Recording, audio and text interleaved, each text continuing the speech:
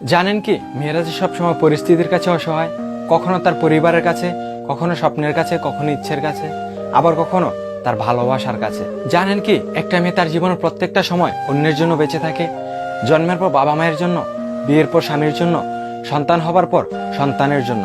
তার জীবনে কোনো চাওয়া পাওয়া থাকে না, যেটা থাকে তা হলো সবাইকে নিয়ে বেঁচে থাকার স্বপ্ন।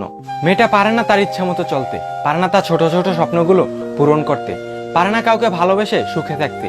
যদি বাবা মায়ের কথা মতো চলে তাহলে সে খুব ভালো ও ভদ্র মেয়ে, আর যদি বাবা মায়ের অবাধ্য হয়ে চলে তাহলে সে খুব খারাপ মেয়ে। ভালোবাসার মানুষের হাত ধরে চলে গেলে ভালোবাসা মানুষটি তার কাছে খুব প্রিয়, অথচ তার কাছে না গিয়ে যদি পরিবারের কথা মতো চলে তাহলে সে স্বার্থপর, বেঈমান, প্রতারক ও বিশ্বাসঘাতক, তাই না?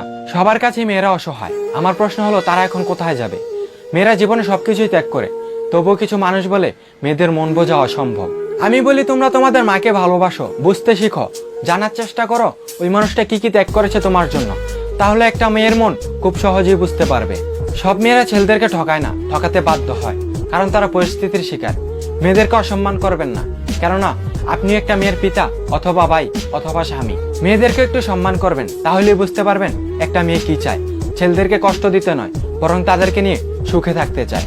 তাই মেয়েদেরকেও সম্মান দিতে শিখুন, কারণ বেলা শেষে ঘরে ফিরলে তারাই বোন, তারাই স্ত্রী, আবার তারাই মায়ের জাত।